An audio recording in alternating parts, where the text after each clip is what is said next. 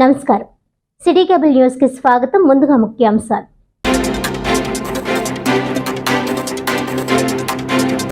Congress party Kakinada MP అభ్యర్థిగా మాజీ కేంద్ర మంత్రి మల్లిపూడి మంగపతి పల్లంరాజు నామినేషన్. దశాబ్ద కాలం పాటు రాష్ట్రానికి కాకినాడకు కాంగ్రెస్ పార్టీ తరపున సేవలందించిన తనకు ప్రజలు మరో అవకాశం ఇచ్చి ఆశీర్వదించాలని వినతి.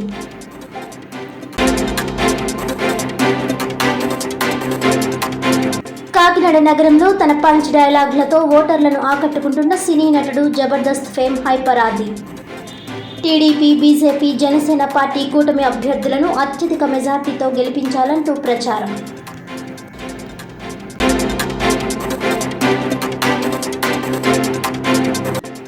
పిఠాపురం నియోజకవర్గ ఎమ్మెల్యే అభ్యర్థిగా జనసేన అధినేత కొణిదెల పవన్ కళ్యాణ్ నామినేషన్. జరగబోయే ఎన్నికలు ఆంధ్రప్రదేశ్ రాష్ట్ర భవిష్యత్తును నిర్ణయిస్తాయన్న జనసేనాని.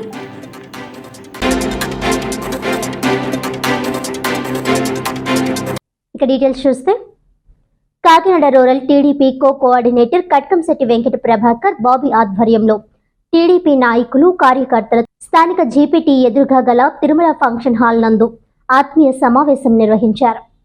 ఈ కార్యక్రమానికి ముఖ్య అతిథిగా ఉమ్మడి పార్టీ అభ్యర్థి పంతం నానాజీ హాజరయ్యారు. రాష్ట్ర భవిష్యత్ దృష్ట్యా కూటమితో ఎన్నికలకు వెళ్తున్నామని, వైసీపీని గద్దె దించేలా కూటమి పార్టీల నాయకులు, కార్యకర్తలు పనిచేయాలని, రాబో కాలంలో ముఖ్యమంత్రిగా చంద్రబాబు నాయుడు నాయకత్వంలోనే రాష్ట్ర భవిష్యత్ ఉందని ప్రజలు విశ్వసిస్తున్నారని అన్నారు. టీడీపీ నాయకులకు, కార్యకర్తలకు ఎప్పుడు ఏ అవసరం వచ్చినా అందుబాటులో ఉండి అండగా ఉంటానని భరోసా కల్పించారు. ఈ కార్యక్రమంలో కాకినాడ రూరల్ మండల అధ్యక్షులు రామ్దేవ్ సీతయ్య దొర, కరప అధ్యక్షులు దేవు వెంకన్న, జిల్లా ఎస్సీ సెల్ అధ్యక్షులు కొల్లాభక్తుల అప్పారావు, కరప మాజీ ఎంపీపీ గులపల్లి శ్రీనివాస్, కాకర్లపల్లి చలపతిరావు, రజకుల సంఘం జిల్లా అధ్యక్షుడు తాతపుడి రామకృష్ణ, మట్టా ప్రకాష్ గౌడ్, కౌజు నెహ్రూ, కామేష్, కొండా వినాయక్, ఎజ్ల బాబ్జీ, తెలుగుదేశం నాయకులు, కార్యకర్తలు పాల్గొన్నారు. ఇక్కడ ఇది విజయోత్సవ సభ. ఎందుకంటే మీ ఆల్మోస్ట్ అందరూ ఫిక్స్ అయిపోయారు. పంతం నానాజీ గారు అత్యధిక మెజార్టీతో మీకు గెలుస్తున్నారు, ఆ సమస్య మీద పోరాడుతున్నారని చెప్పి అందువల్ల ఇక్కడ వచ్చిన వాళ్ళందరూ తెలుగుదేశం పార్టీకి ముఖ్యమైన నాయకులు, ముఖ్యమైన కార్యకర్తలు వచ్చారు సార్. అందరూ తెలుగుదేశం పార్టీ అందరూ అంటే ఆలీలు కదా, అందరూ వచ్చారు సార్. వచ్చిన వాళ్ళందరికీ ధన్యవాదాలు. వీళ్ళందరితో ఏంటంటే రేపు ఏదైనా మీరు ఖచ్చితంగా ఫస్ట్ టైం గ్లాస్ గుర్తు మీద మీ అందరూ ఎంకరేజ్ చేసి మిమ్మల్ని అత్యధిక మెజార్టీతో గెలిపిస్తున్నాం సార్. అది మాత్రం ఇక్కడ ఉన్న వాళ్ళు ఎవరికి డౌట్ లేదు. అందరూ చాలా క్లీన్ పనిచేసే తెలుగుదేశం పార్టీ కార్యకర్తలు అందరూ. అందువల్ల సార్ మేము వీటి ద్వారా రుణపడుతున్నందుకు మీరు కూడా రేపు పొద్దుట పార్టీ వచ్చిన తర్వాత మీరు మాకు ఇవ్వాల్సిన పాత్ర మాకు మెయిన్ సార్. అందువల్ల వీళ్ళందరూ కూడా కొంచెం ఆ నిరుత్సాహంతో ఉంటున్నారు. మన గ్రామాల్లో తిరిగేటప్పుడు ఒకసారి మీరు జనసేన క్యాండిడేట్లు కూడా, జనసేన కార్యకర్తలు కూడా కూర్చోబెట్టి మా తెలుగుదేశం పార్టీ కార్యకర్తలతో ఎలా మలుచుకోవాలో, ఎలా ఉండాలో కూడా ఒకసారి దయచేసి మీరు ఒక మీటింగ్ పెట్టుకోవాల్సిందిగా కోరుకుంటున్నాం. అలాగే మీరు ధీమాగా ఆవేళ చంద్రబాబు నాయుడు గారు ఇచ్చినటువంటి హౌసింగ్ లోన్ సగం కంటే ఆగిపోయిన ఇళ్ళన్నీ కూడా ఎట్టి పరిస్థితుల్లోనే మేము ముగ్గురు కలిసి దగ్గర చేయించి పూర్తి చేయించి అప్పుడు పూర్తి మనం బదిలీ చేసుకుంటా ఉన్నాం. ఎందుకంటే మనం మొదలుపెట్టిన ఇల్లు మన పార్టీ సానుభూతి పనులు అని చెప్పి మనం లేని ఆఫీసర్ ఇల్లు. అలా టిట్కో ఇల్లు మనకంటే టిట్కో ఇల్లు కూడా ఎవరికి ఇవ్వకుండా ఆఫీసర్. అటువంటివన్నీ ఆ విషయాల్లో మటుకు చాలా మొండిగానే ఉంటాం, ఖచ్చితంగా ముందుకెళ్తాం. ఇకపోతే నేను రేపు నుంచి ఒక 3 రోజుల పాటు క్యాన్వాసింగ్ కన్నా ముందు పార్టీ సరి చేసుకుందామన్న ఆలోచనతో 3 days వెళ్తా ఉన్నాను. ప్రతి ఊరు రోజుకి 9 ఊర్లు 10 ఊర్లు పెట్టి ఒక గంట వాటర్ లిస్ట్ ఇచ్చి 5 ఇచ్చి అందరికీ చేస్తా ఉన్నాం. అందులో వెళ్ళినప్పుడు మా లోకల్గా ఉన్న మా నాయకులు మిమ్మల్ని ఎవరన్నా పిలుస్తారు, మిమ్మల్ని అందరూ పిలిస్తే మీరు కొంచెం అటెండ్ అవ్వండి. మీరు కూడా ఉంటే మీ సలహా కూడా తీసుకుంటాం అక్కడ. ఎందుకంటే ముందు చిన్న ఏమన్నా మనం సరి చేసుకోవచ్చు. ఎందుకంటే నాకేమవుతుందంటే రోజు తిరగడం అయిపోతుంది. ఎందుకంటే మనం పొద్దులో ఉన్నప్పుడు అక్కడ ఎవరు మనోభావాలు ఎలా దెబ్బతిన్నా నాకు తెలియట్లేదు. అందుకని ఒకసారి నా రోజు ఈ జనసమూహంతో వెళ్తుంటే జై జై జై జై అని నడుచుకుంటూ పోతున్నాం తప్ప అసలు విషయం తెలియట్లేదు. అసలు విషయం తెలుసుకోవాలని కాబట్టి 3 రోజులు అసలు విషయం పూర్తిగా తెలుసుకోవాలని రేపు నుంచి రేపు పొద్దున్న 8 గంటల న్యాయం నుంచి మాట్లాడదామని చెప్పి ఇప్పుడు మీకు మెసేజ్లు కూడా వస్తాయండి. వచ్చిన తర్వాత రేపు పొద్దున్న న్యాయం నుంచి స్టార్ట్ చేసి అల్లూరులో తిరుగుతామని చెప్పి 3 రోజుల పాటు అల్లూరులో కూడా వెళ్దామని చెప్పి ఒక ఆలోచనతో ఉన్నాను. దానికి మీరు అందరూ కూడా దయచేసి సహకరించవలసిందిగా కోరుతా ఉన్నాను. అలాగే ఇప్పుడు దాకా ఈ 4 రోజుల నుంచి ప్రతి ఊర్లోనే ప్రతి సభలో ప్రతి చోట ప్రతి రోడ్ షోని విజయవంతం చేసినటువంటి మీ అందరికీ కూడా నా పేరున కృతజ్ఞతలు తెలియజేస్తూ రాబోయే 20 రోజుల్లో కూడా అదే సహకారం ఉంటుందని చెప్పి ఆశిస్తూ సెలవు తీసుకుంటాం.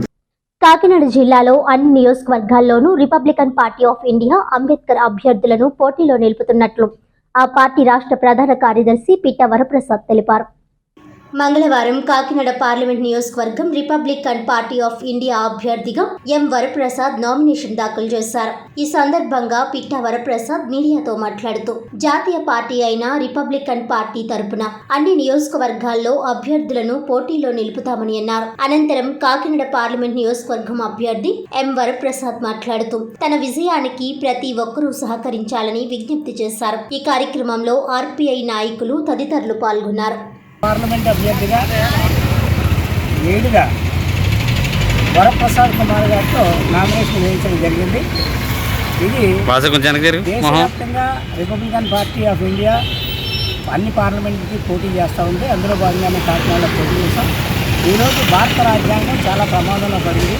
భారత రాజ్యాంగాన్ని రక్షించడం, ఈ రాష్ట్రంలో ఉన్నటువంటి జగన్ ప్రభుత్వాన్ని గర్వించడం, మతోన్మాదానికి బుద్ధి చెప్పడం ధ్యేయంగా ఈరోజు ఎన్నికల్లో పోటీ ఉండగా ఆంధ్రప్రదేశ్లో ఇప్పటికీ 2019 నుంచి ఇప్పటి వరకు కూడా ఆంధ్రప్రదేశ్కి రాజధాని లేకుండా పోయింది. పోలవరం పూర్తి చేయలేదు. స్టీల్ ప్లాంట్ని అమ్మేస్తూ ఉన్నారు. డిఎస్సి అని చెప్పి ఈరోజు మోసం చేశారు. జాబ్ క్యాలెండర్ అని చెప్పి వాళ్ళు పూర్తిగా దాన్ని నిర్లక్ష్యం చేశారు. మద్యాన్ని నియంత్రిస్తాం, సంపూర్ణంగా మేము మద్య నిషేధం చేసి మేము మళ్ళీ ఎన్నికల్లోకి వస్తాం 2019లో చెప్పి ఈరోజు మద్యం డబ్బుతోనే మళ్ళీ ఎన్నికల్లో పోటీ చేయడానికి సిగ్గు లేకుండా ఈ రాష్ట్ర ప్రభుత్వం ప్రచారం చేస్తూ ఉంది. దీన్ని మేము తీవ్రంగా ఖండిస్తూ ఈ అన్ని విషయాలు ప్రజల్లో తీసుకెళ్ళి భారతదేశంలో ఉన్నటువంటి భారత రాజ్యాంగాన్ని రక్షించడమే కాకుండా మతోన్మాదాన్ని ఓడించడం, అదేవిధంగా ఇక్కడ రాష్ట్ర ప్రభుత్వాన్ని గద్దెదించే విధంగా మా ప్రచార కార్యక్రమం ఉంటుంది. ప్రజల్ని ఆ విధంగా మేము కలుసుకొని వాళ్ళ ద్వారా ఓట్లు అడిగి వాళ్ళ ఆశీస్సులతో అఖండ మెజార్టీతో మా వరప్రసాద్ గారిని గెలిపించాలని మీ ద్వారా ప్రజలకు విజ్ఞప్తి చేస్తాను. నా పేరు ఏడు వరప్రసాద్ కుమార్. ఈవేళ కాకినాడ పార్లమెంటు నియోజకవర్గం నుండి రిపబ్లికన్ పార్టీ తరఫున పోటీ చేస్తున్నాను. రిపబ్లికన్ పార్టీ అధ్యక్షులు మన పిట్ట వరప్రసాద్ గారు ఆరోగ్యంలో ఈ నామినేషన్ వేయడం జరిగింది.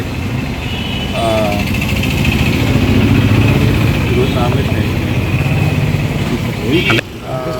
యాక్చువల్గా 2019 నుంచి కూడా 2024 వరకు కూడా వైసీపీ ప్రభుత్వం మరి ఏపీపీఎస్ ద్వారా ఎటువంటి మరి ఉద్యోగాల నియామకం జరగలేదు. అలాగే డిఎస్సి కూడా పూర్తి మంత్రంగా చేసింది.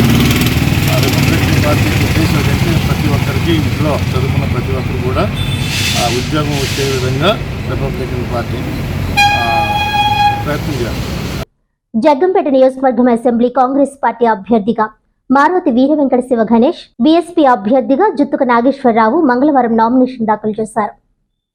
ఈ సందర్భంగా శివ గణేష్ మాట్లాడుతూ కాంగ్రెస్ పార్టీ తరపున పోటీ చేస్తున్న తనను గెలిపిస్తే ప్రతి గ్రామంలో సొసైటీలు ఏర్పాటు చేసి నాబార్డ్ నిధులను సమకూరుస్తానని అన్నారు. హస్తం గుర్తుపై ఓటు వేసి గెలిపించాలని అభ్యర్థించారు. అలాగే జుత్తుక నాగేశ్వరరావు మాట్లాడుతూ బహుజనులందరూ బీఎస్పీ పార్టీని ఆదరించాలని అన్నారు. ఏనుగు గుర్తుపై ఓటు వేసి గెలిపించాలని కోరారు. అందరికీ కాంగ్రెస్ పార్టీ తరఫున ధన్యవాదాలు తెలియజేస్తున్నాను మిత్రులారా. మాజీ కేంద్ర మంత్రి వర్యులు శ్రీ మల్లిపూడి మంగపతి పల్లవరాజు గారు ఆశీర్వాదంతో, అలాగే పిసిసి అధ్యక్షులు షర్మిలారెడ్డి గారి ఆశీర్వాదంతో జగ్గంపేట నియోజకవర్గ ఎమ్మెల్యే అభ్యర్థిగా మారుతి శివ గణేష్ అనే నేను ఈరోజు 23వ తేదీన నామినేషన్ వేయడం జరిగింది కాంగ్రెస్ పార్టీ తరఫున. కాబట్టి జగ్గంపేట నియోజకవర్గ ప్రజలందరూ మరువతి శివగణేష్ అనే నన్ను ఆశీర్వదించి మీ ఆదరణ అభిమానం నాపై చూపించి హస్తం గుర్తుపై ఓటు వేసి ఎమ్మెల్యేగా జగ్గంపేట నియోజకవర్గానికి ఎమ్మెల్యేగా నన్ను, అలాగే కాకినాడ పార్లమెంట్ అభ్యర్థిగా పోటీ చేస్తున్నటువంటి మాజీ మంత్రివర్యులు శ్రీ మల్లిపూడి మంగపతి పల్లంరాజు గారిని ఎంపీగాను గెలిపించవలసిందిగా శిరస్సు వంచి నమస్కారాలు తెలియజేస్తూ మీ అందరినీ ప్రాధాయపడి ఈ అవకాశాన్ని, మీకు ప్రజలకు సేవ చేసే అవకాశాన్ని మరువతి శివగణేష్ అయినా నాకు ఇవ్వవలసిందిగా మీరందరూ హస్తం గుర్తుపై ఓటు వేసి గెలిపించవలసిందిగా సవినయంగా కోరుతున్నాను. నియోజకవర్గంలో కాంగ్రెస్ పార్టీ ఎమ్మెల్యేగా ప్రజల ఆశీర్వాదంతో నేను గెలిచిన అనంతరం కోఆపరేటివ్ యాక్ట్ 1964 ప్రకారం ప్రతి గ్రామంలోని కోఆపరేటివ్ సొసైటీస్ ఏర్పాటు చేసి దానికి అనుబంధంగా కోఆపరేటివ్ సొసైటీ బ్యాంక్స్ ఏర్పాటు చేసి ఆ బ్యాంకు కావలసిన వనరుల నిధుల్ని నాబార్డ్ నుంచి మరే ఇతర కేంద్ర ఏదైతే ఇన్స్టిట్యూషన్స్ ఉన్నాయో వాటి నుంచి ఈ ఫండ్స్ని సేకరించి ఆ ఫండ్స్తోనూ బ్యాంకింగ్ సహకారంతోనూ, అలాగే రేపు రాబోయే కేంద్రంలో ఈ కాకినాడ పార్లమెంట్ నుంచి పోటీ చేసిన పల్లంరాజు గారికి డెఫినెట్గా క్యాబినెట్లో మంత్రిగా వచ్చే అవకాశం ఉంది. ఆయన సహకారం కూడా తీసుకుని ఇండస్ట్రియల్ ఇండియాలో భాగంగా ఈ కాకినాడ పార్లమెంట్ని మోడల్ ప్రాజెక్ట్గానే తీసుకుని ఈ జగ్గంపేట నియోజకవర్గంలో ప్రతి గ్రామంలోని ఈ సొసైటీస్ బ్యాంక్స్, ఏదైతే సొసైటీస్ బ్యాంక్స్లోని ప్రజలే భాగస్వాములుగా ఉంటారు, ప్రజలే డైరెక్టర్లు ఉంటారు, వీళ్ళే యజమానులుగా ప్రతి గ్రామంలోని పరిశ్రమలను ఏర్పాటు చేయాలని ఆలోచనతో ఉన్నాం. ప్రజలే దానికి పరిపాలకులు అవుతారు, ప్రజలే యాజమాన్యం అవుతారు, ప్రజలే బ్యాంకులో డైరెక్టర్లుగా ఉంటారు. ఆ బ్యాంకు యాజమాన్యంగానే పరిశ్రమలు ఏర్పాటు చేయాలని చెప్పేసి ప్రతి గ్రామంలోని అక్కడ ఏదైతే అవకాశాలు ఉన్నాయో, ప్రజలకి ఏదైతే వీలుగా ఉన్నాయో అలా పరిశ్రమలు ఏర్పాటు చేసి ఈ నియోజకవర్గంలో 2 లక్షల మందికి ఉపాధి అవకాశాలు కల్పించేదానికి ప్రయత్నం చేస్తానని చెప్పేసి ఈ సందర్భంగా తెలియజేస్తుంది. నా పేరు జిత్తుక నాగేశ్వరరావు. నేను బహుజన సమాజ పార్టీ నుండి మన జగ్గంపేట నియోజకవర్గ ఎమ్మెల్యే అభ్యర్థిగా పోటీ చేస్తున్నాను. ఈరోజు 11కి మరి నామినేషన్ వేయడం జరిగింది. మరి జగ్గంపేట నియోజకవర్గంలో ఉన్న బహుజనులందరూ కూడా ఈ యొక్క బహుజన పార్టీకి తమ అమూల్యమైన ఓటును వేయాలని, అలాగే రాజ్యాధికారంగా మన యొక్క రాజ్యాంగాన్ని కాపాడుకోవడం కోసం బహుజనులందరూ కూడా మరి యొక్క బహుజన పార్టీ ఏనుగు గుర్తుకి మీ అమూల్యమైన ఓటును వేసి నన్ను అఖండమైనటువంటి మెజార్టీతో గెలిపించాలి. అలాగే మన జగ్గంపేట నియోజకవర్గంలో ఉన్నటువంటి ప్రతి సమస్యపై ఎక్కడ ఏది జరిగినా మరి మేము ముందుండి, ఏ ఒక్క చిన్న ఆపద వచ్చినా మేము ముందుండి నడిపిస్తూ ఉన్నాం. అలాగే ఆపదలకు కూడా మేము వెంటనే అక్కడికి వెళ్ళి ఆ సమస్యను పరిష్కరించే మార్గంగా మేము పయనిస్తున్నాం.